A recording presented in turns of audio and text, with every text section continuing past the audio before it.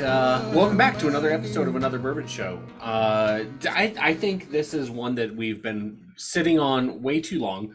We should have done it before. We've done the bottled and bond version, but it's time to do the original. The good old 86 proof Evan Williams right here. Here we go. We got what size bottle do you have, Ryan? I have a 50 ml. All right, and I've got the 200. I got the 375. 375. I splurged. Yeah, you did. Well, not really, because yours was the same price as mine. Yeah. I just got fucked. So in a way, you splurged because you spent the most by dollar. I guess. Dollar per volume. I guess. Ryan, how much was your 50 ml? $1.19, but I bought two of them, so I spent $2.50 total after taxes, I think. It looks like one of those is already. Oh, you got it in your glass. Never mind. I was going to say you've been hitting it a little hard there at your desk. And sipping on Grandpa's cough syrup. That's one of the things I was going to say is that it comes in a very medicinal cough syrup looking bottle, or like a Listerine, travel Listerine or something. Yeah. I bet Listerine has a higher alcohol percentage though. Oh, this is 43%, dude. What's Listerine? Yeah, it's got to be lower than that. I don't know. I mean, this has more alcohol in it than Jack, right? Jack's 80 proof. Jack's 80 proof, yeah, it's true. Steven, you saving the day? I am. And a genuine sour mash whiskey. But I will say Listerine mouthwash is 26.9. Proof or percent? Percent alcohol. Okay. So that's still like, I mean, yes, this is higher proof. I understand 30% that. higher. Yeah, 30 proof higher. But, which is only 15% higher. But, shocking that Listerine is that high, right? Yeah. So, for tonight, we're not doing a 5.0 is Jim Beam White Label. A 5.0 is Listerine Classic. That's what we're comparison. No, but before we do any of that, we gotta get a label rating from Steven. I mean, it's fine. It's a fine label. I think that it's nothing special. I don't like it as much as like Jack Daniel's even, which I rate about like a 5. So I think this one would come in somewhere about a 3 for me. It's just straight fine. Like, I don't hate it. I don't want to give it like a 2 or a 1 because that's like way too brutal. But I think it's just very plain. You see all that you need to on there. The regular bottle shape isn't super interesting or anything. It's just all around fine. I think that the font Evan Williams is just really boring. Like, I feel like they could do something with it, but at this point, it's like it kind of has looked how it's looked for forever. So you don't want to change that. It just looks like old people are in charge of the company and they're set in their ways. That's what it kind of looks like to me, basically. Okay. It's just, I can see that. It's just kind of drab, to be honest. It looks like like you said earlier, granddad's, cough medicine or something. It just looks like something that you would see at a dusty bar in the basement or something. It's just not a good look. I think the biggest issue I have with it really is this little, like, whatever this pattern is. Yeah. It just looks old and it just looks really, really dated. If you walk into a kitchen and see a pattern like that, you're just like, oh, it's just really dated. That's kind of how it looks to me. You walk into a kitchen and you're just like, oh, that's lead paint. Like, that's obviously lead paint. They made this label with asbestos. Yeah, exactly. Yeah, so I want to throw out there that normally I would go to Ryan first, but there's something I'm just itching to say. So, but I think that you're right, that it's run by old people, if you will. I think it's more, though, that they don't care, right? Like, so, like, Jack Daniel's is proud to be Jack Daniel's. They're 80 proof. They're proud of their 80 proof liquor. No part of me thinks that Heaven Hill is proud of 86 proof Evan Williams. This is what folks buy when they shake in the mornings, right? This is the stuff that you buy when you want to fill a flask before you go to a football game, right? Like that's what Evan Williams is. It's not I'm proudly ordering Evan Williams. You order Evan Williams or buy a bottle of Evan Williams with a little bit of a embarrassment to yourself, I think. Yeah. It's like And saying, like the label on this, it's kind of like whenever you hear somebody say, you've got a face for radio. It's kind of like this Yeah. is like, you got a face for a decanter here. yeah, exactly. So that's what I wanted to say. And I think 3 is appropriate, Stephen. Ryan, what do you think? Evan Williams. Fuck it. That's pretty much the gist of it. We are what we are. Yeah. I agree with everything you guys said about it. But the 50 ml, it's got like a cool like coarse texture to it. Like it actually feels cool. So they're actually putting a little bit into that. So I don't know if your guys Mine like kind of that. has that a little bit. Yeah. I feel like you could use this as sandpaper. Yeah. Like, yeah. Anyway, I almost think that's worse though. There's something about it where like it's textured in the same way that like a condom machine may be in a bathroom somewhere, and you're just like, why does this have a film to it? yeah. Also I'm not sold on like, I feel like there's a lot, if you look at this, it's almost like a company jerking themselves off too, is how I feel like, because like saying Kentucky's first distiller on it, it's almost like, have you guys ever heard like a news report and they're like, brought to you first by, KMOV or whatever. Like they'll say stuff like that. It's like that only fucking matters to you, like journalists. Like no one else in the world gives a fuck. Just get to the story part, but they'll always start like, or like now all the sports reporters will say on Twitter, like first reported by John Morosi or whatever. Like I get they're giving credit to somebody, but just fucking nobody gives a fuck who was first. You know what I mean? Yeah. Only you guys. So I feel like most people don't care that it's Kentucky's first distiller. Most people don't. It's kind of a cool fact, I guess. But it's like, don't try to get your fucking little distillery tour facts in on the label. Get the fuck out of here. And I want to go back to something I said earlier, where I said that I don't think that Heaven Hill cares about this Evan Williams. I think they're proud of so there's an Evan Williams 1783 small batch. There's the bottled and bond. There's the single barrel. I think they care about those versions of Evan Williams. But this is the equivalent of Buffalo Trace's benchmark, not the equivalent of Buffalo Trace. This is the equivalent of 81 proof Wild Turkey, not 101. This is the equivalent of, this is the bottom rung, right? It's not even fair to compare this to 80 proof Jack Daniels. It's more appropriate to compare it to the Jack Daniels green label. Whatever, I don't even know what it's called, but the green label Jack Daniels that's not Jack Apple? Old Number 7. No, there's a. They had like a limited release bottle. There's something lower in the totem pole from Jack Daniels though, right? Before, like, it's not Old Number 7. It's a Jack Daniels whiskey, or maybe I'm making shit up. I don't fucking know. Yeah, they kind of sold all their bottom shelf stuff. Did they? It's not Jack. Yeah. Okay. So anyway, I just wanted to be clear that there are some things that say Evan Williams on that I think Heaven Hill is proud of, and that they do put some marketing behind. This is just not it. But that's not to say it's bad. We'll find out whether it's bad or not. Right now, let's drink it. Do it. Let's do it. Cheers. Cheers. It actually has a pretty good nose to it, in my opinion. It's got a little bit of sweetness to it, like a cherry note. Yeah, I got cherry as well.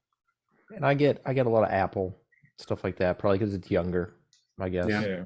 Caramel apple. Yeah. But it's simple, basic. It's not complex. It's just. No. So Some vanilla as well. Typical notes. I'm gonna take a sip. Cheers. Cheers. Cheers.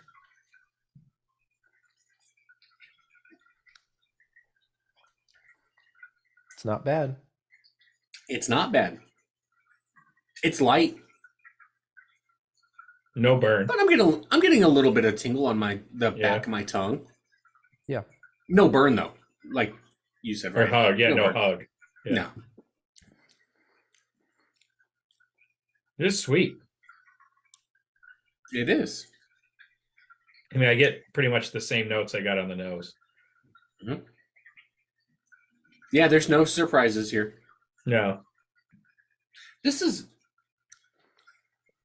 another one that I would refer to as it could potentially be dangerous. Because it's 86 proof, which is, let's be real here. 86 proof is still 43% alcohol. That's still enough to where if you have 3 glasses this size, you're gonna be knee walking drunk, right? Like, you still get drunk off 86 proof. Yeah. But it's easy to sip. Oh, yeah. It is easy to sip. It also has a kind of quickly disappearing, but decent legs too on it. And it's pretty oily. Oh, yeah. Good little mouth coat that it has. I think the fact that it has no hug is in some way partially made up with how kind of sticky it is in your mouth. And like, it still has some sort of presence there after you finish taking a sip. Yeah. It is like eating a caramel apple when you're done and then what your mouth tastes like after. It's not bad. It's kind of refreshing in a weird way. A lot of apple and cherry. Yeah.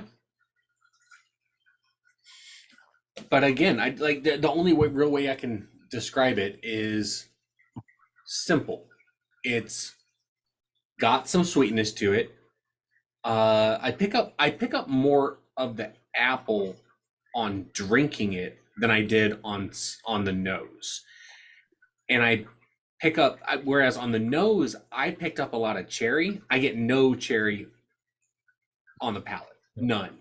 But I do get the apple that you picked up on the nose, Stephen. Yeah, I get a lot of that flavor in my mouth when I'm sipping it. Almost no finish, right? Like it's a flash of a finish with a little bit of a tingle in the back of my on the back of my tongue, and then it lasts for 5 seconds, and then it's gone. Poof, it's gone. I think that it's a good starter whiskey. Yeah, I would agree with that. I think just about anything in this proof, though, there's more things in this proof that I would recommend as a starter whiskey than I can necessarily say it's just because of this. But it's so cheap. I feel like it's a great option as well. Yeah, I don't think there's like if I'm going to buy 50 ml of this or Jim Beam, I'm going to buy this. Really? Yeah. I would agree with that, I think. I like this more. This isn't as bad as I thought it was going to be. But I mean, you thought it was going to be bad? I didn't think I'd like it as much as Beam. Okay. Which is our 5.0, right? So it's going to be over a 5. I think I mean, if you're into making drinks at home, you don't want to spend a lot of money. You don't really care what the whiskey tastes like. It's like just buy a bottle of this and use that for your cocktails. Yeah.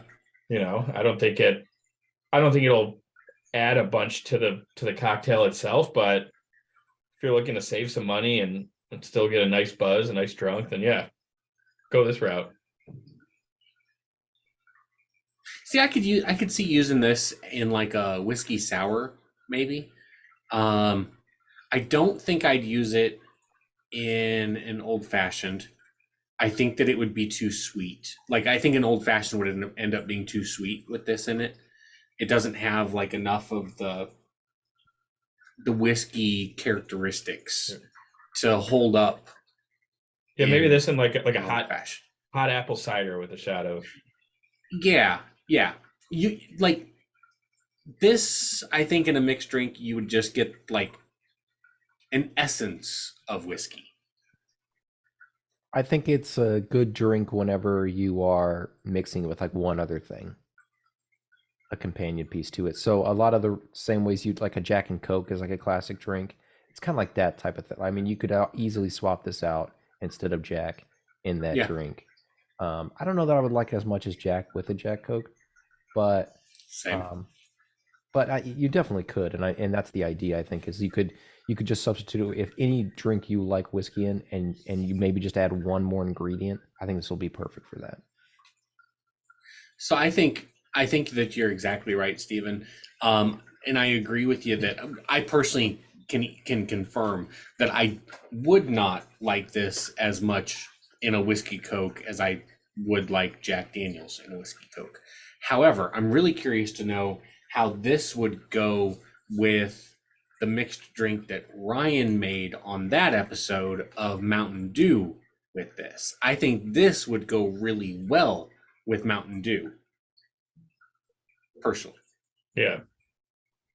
Or maybe like a if you go to like I don't know if you can get these anywhere else now, or like I guess there's more and more of those like Coke freestyle machines. But if you had a vanilla Coke, I feel Yeah. like this would be good in the vanilla Coke, just because there's some sort of taste I'm picking up that's pretty vanilla-y. So I Yeah. could see it if there was a kind of weird flavored Coke. This would, I think, be much better than something like Jack, because Jack has such a strong, sort of distinct backbone. I feel like this can blend in a good way. Reminds me of like early fall, where it's not hot, it's not cold. People The still think apple the that- Bears could go all the way. Exactly. When you still have hope. When you still have hope, exactly. Training camp hasn't broke yet. I expected this to be oakier than it is, and I don't know why. Well, Maybe Yeah, Is it one of the because things they it's- say. yeah, we can't see it on yours, but extra aged in oak. Is it because of a blurry fucking barcode, Dan? I think that's what it is, Steven. It's the blurry fucking barcode. That's Stupid what it fucking is right there. webcam. Yeah, you need to get a new webcam, bro. But yeah, I don't know if that's the reason why, or if I just if in my head for whatever reason I thought maybe it would be oakier. It's not oaky at all. No. Like No. not at all. So if you're getting Evan Williams Black Label thinking, hey, I want to try a really oaky whiskey, don't do it because it's not oaky. No. Yeah. But also, to be fair, we've had a lot of oaky stuff, and We have. I wonder if for somebody who's not even used to drinking whiskey, just putting that on the label, like the people who maybe would buy this more often, just putting that on the label just kind of like puts you in the more than anything else. Maybe it's just like ambiance, it's like you're drinking like an oaky thing. You know what I'm trying to say? It's like if you're typically drink vodka, then this is gonna be oakier. This is oakier than any gin I've ever had. Right, yeah. I know it's stupid, but I think that's kind of it's extra aged in oak, but that doesn't mean it's very aged in oak, if you know what I No, mean. yeah. That means, you know what that means? I'll tell you exactly what that means. That means, okay, so right there on the bottle, it says Kentucky Straight Bourbon. That means that it's at least 2 years old. Extra aged in oak means that it's longer than 2 years. So That's what do all you it think means. this is? 3 years? I don't know. Longer than don't- 2. I'm gonna say it's not 3 because then I think you would say that. I think that they probably pull barrels maybe 7 years that just are not doing good. They are just not flavorful barrels. They're not barrels good enough to go into other things. So they dump it into the grog, and it becomes. And again, I'm not even. That's a bad term that I used, but it doesn't meet the level, the criteria to be in a better bottle. So it just ends up in this. And they don't give an age statement because there are barrels that are 2 years and 1 month old, probably. Yeah. And if you're drinking Evan Williams, you're probably not really caring how long it's aged for. Right. Right. So. I mean, it's not the lightest colored whiskey I've ever seen, but it's definitely not too dark. Especially for 86. Yeah. I mean, this is a really narrow bottle. Really narrow. It's still got some color to it. Yeah. So, there you have it. I feel like we live with such excess these days, and this just reinforces that. Just to think about how we can, like, all the work that goes into this whiskey, and then it sits around for 2 years, and then we can buy it for like $6, and we can make jokes about it and whatnot. But it really is incredible that something like this, and if you think about like the history of whiskey and how difficult it was to make, and then now it's just such a relatively cheap commodity that you can get. Pretty incredible. Just think, somewhere likely in Missouri, a tree grew for 50 to 75 years to get cut down to make the barrel that this went into. Yep. A tree died so that we could have $6 bottles of Evan Williams. Somebody went up to that tree one morning and was like, I know you've been growing here for 70 years, but we've got a few old men with the shakes, and they're going to need a drink in 2 years. They need a drink. They need a drink 2 years from now. So we got to cut you down, tree. I have something to say, Dan, about your comment about how Heaven Hill, probably doesn't care about this particular Evan Williams bottle. One thing I thought was interesting when I was in Louisville is on Whiskey Row on Main Street. Louisville. Quit saying like that. Say okay. Louisville. They will correct you down there too. Oh, I know they will. It's Louisville. So in Louisville, whenever I was there, on Main Street, I like the face you make. Louisville. On Main Street, there's an Evan Williams whiskey experience, or whatever they call it. Did you get the red like label? That. I didn't. No. Okay. The only thing, and that goes along with what I was about to say, because the only thing they had in there was shelf after shelf after shelf of this guy.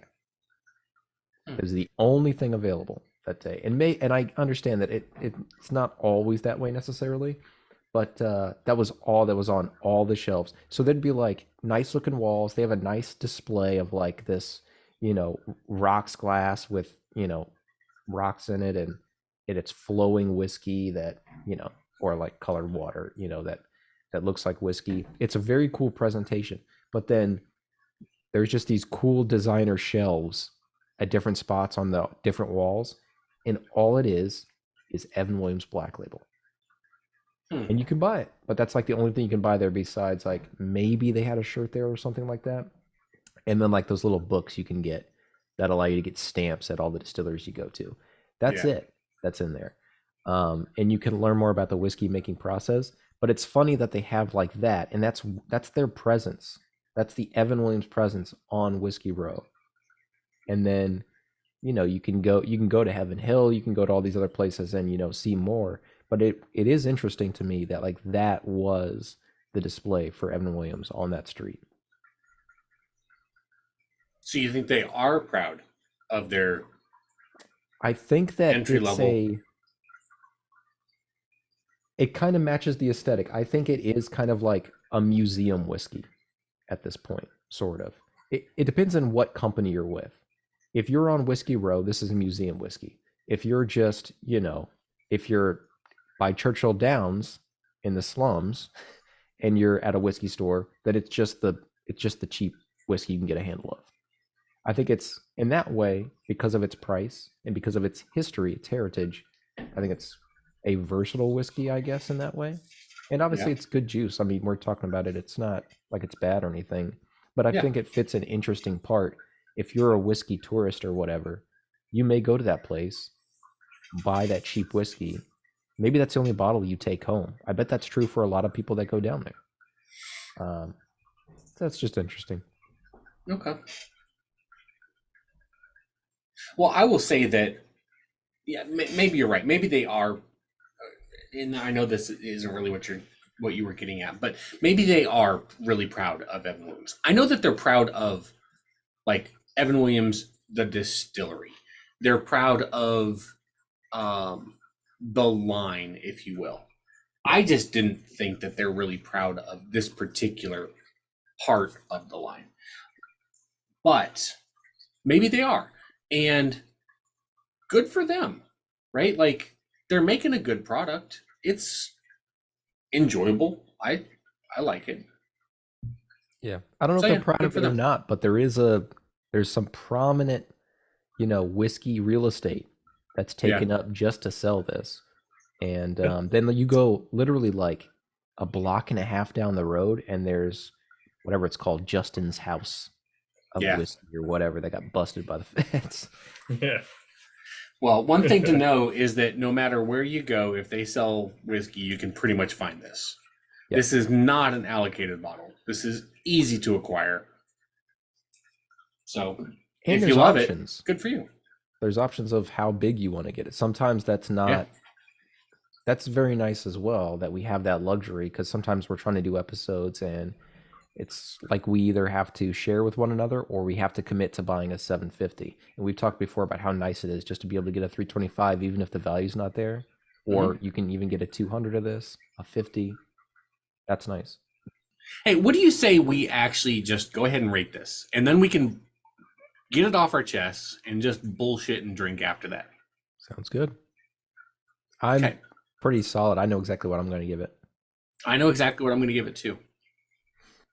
I'll go last. Okay, I'll go first. We'll go me, Steven, then Ryan.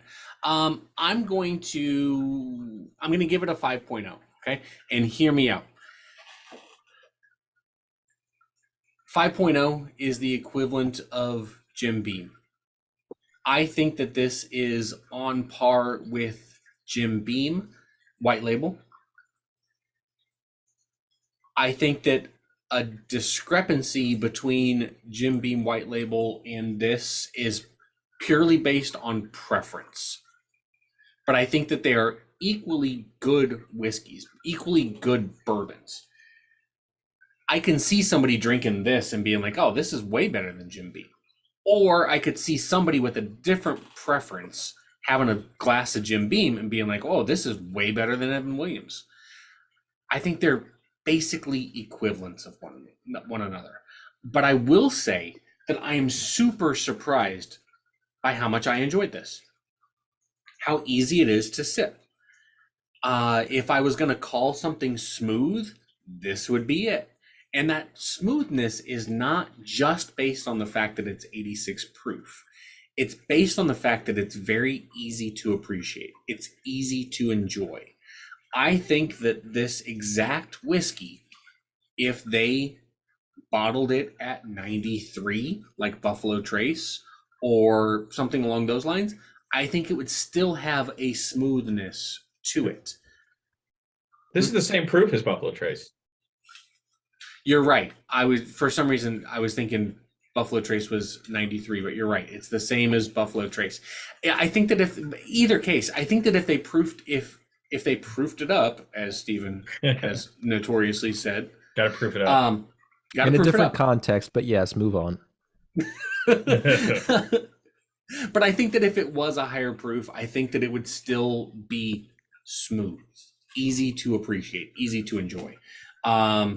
So yeah, it's a 5.0, but I say that tepidly because I could see somebody liking it way better than Jim Beam White Label. I would say that I do enjoy it a little bit more than Jim Beam White Label, but I do really enjoy Jim Beam White Label too. So 5.0 with an asterisk, if you will. I could see somebody going all the way up to 5.8 easily, to be honest with you, though. So that's me. Well, great segue. My score's a 5.8, and I swear to you, that's what it was before you said that. But yeah, that's where I'm at. I thought about when I first tasted, I was like, oh, this could be a 6 because I like it quite a bit more than Jim Beam. But I remember giving a few other things a 6 that I think I or around there that I thought were a little bit better than this. It's not a full point higher, but for me, for my taste buds, for my money, I think that it is a little bit better. Um, I think another reason why I'm rating it at 5.8, not any higher, is because I think there's a good range in there above this, but before you get to maybe like the 7s or certainly the 8s, where there's a good range depending on the night, I could fluctuate a little bit on Evan Williams white label. And I would say pretty much every time I'm going to pick white label over this. And I don't know the exact scenario where I would ever get this again, but I suppose it is possible. Um, we've talked before about different things coming up where it's like, oh, that'd be a great whiskey to cook with if you ever need that. If you ever need like a whiskey that you're including for a dish, this would be a great one because I think it has a lot of great flavor to it. But it doesn't have any of the properties that don't matter if you're cooking with it, like a finish or something like that. Doesn't matter. So there's the fact that you can get it in a variety of sizes is another good thing. If I was making like a Christmas like basket of different liquors and stuff like that, get like a 200 or 325 to just to stuff in there in the back or whatever and get a variety of things. It's great for that good value whiskey that tastes pretty good. Throw it in something like that. Yeah, doesn't offend me at all, but not really one to write home about either. So 5.8. Well, I'm going to go with 6.1. Wow. No, I am. I was going to go with 6.0, but you know what? I'm that's give a that dude. That's one an more because if you liked it more It's than invalid. Beam, you should have given it a 5.1. I'm giving it a 6.1. I like that It's it's not invalid. oaky. No, it's not. You're not I telling said me. from You're the not. I said You're from not the beginning. gaslighting my score I could here, see dude. you go up to You're not 5.8. You gaslighting my can't go score. over 5.8. How do you You not? can't- How do you not? It's the label might suck. The presentation's not great, but I like the apple, the cherry, the apple, the caramel. It's not. I know it says oaky on the bottle. It's not really oaky at all.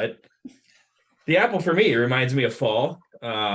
Reminds me of the weather just getting a little bit cooler and sipping on this maybe with a cigar and in a Sam Adams Oktoberfest. This could be an everyday sipper where you buy and you don't really give a shit what's on the shelf. But I actually really liked it, and maybe there's some nostalgia in it a little bit with their honey and some of the things I went through in college and drinking it. But I think it's good, and I do think it's a full point higher than Jim Beam.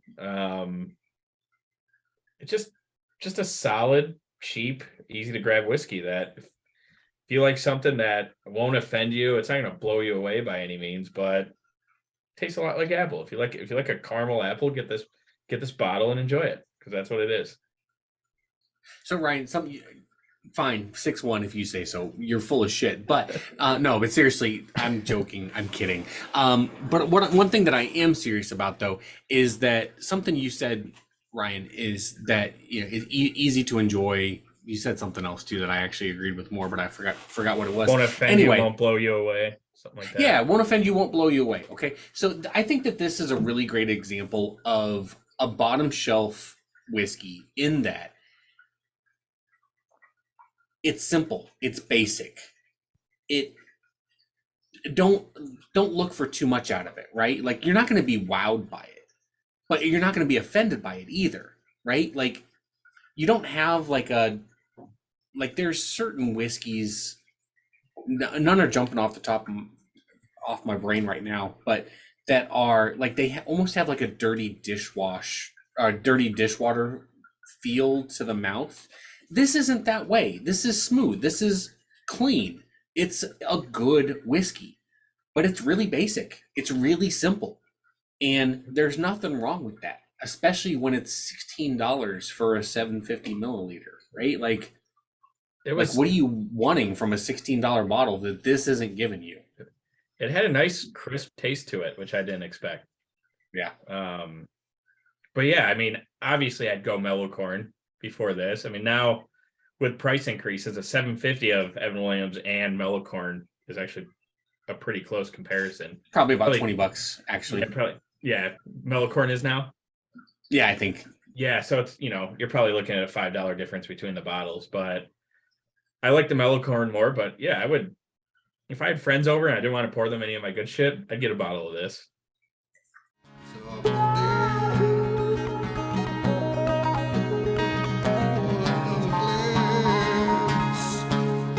Another bourbon show.